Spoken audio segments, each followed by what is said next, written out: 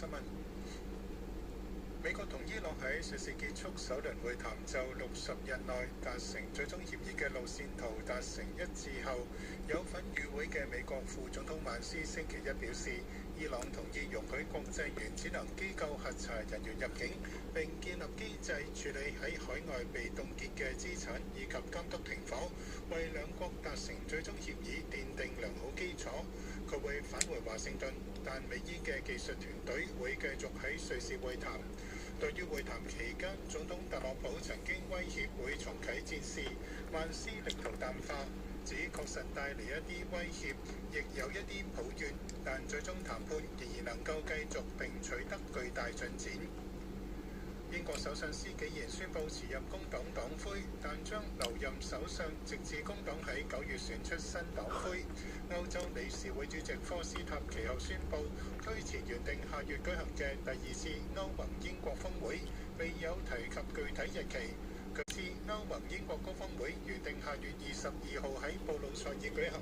重點討論推動英國脫歐後重置英歐雙方關係。菲律賓中部萊特島發生校園槍擊案，3名學生死亡，7人受傷，2名開槍嘅15同14歲學生被捕。事發喺尋日朝早，2人喺塔克洛班市一間高中內開槍，其中1人喺校內被捕，另1人逃走，幾個鐘後落網。警員喺佢哋身上檢獲一支9毫米口徑手槍同一支左輪手槍，正調查犯案動機，但初步懷疑涉及校園霸凌。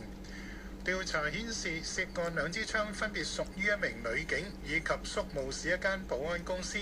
有關女警正接受調查。總統府發言人指，總統小馬可斯對案件感到悲痛，又話政府正採取措施確保學校同公共場所安全。美國聯儲局前主席格林斯潘病逝，享年100歲。格林斯潘任職全國廣播公司記者嘅妻子米切爾透過公司發布消息，指丈夫當地星期一上晝喺家中因為柏金遜症嘅併發症離世，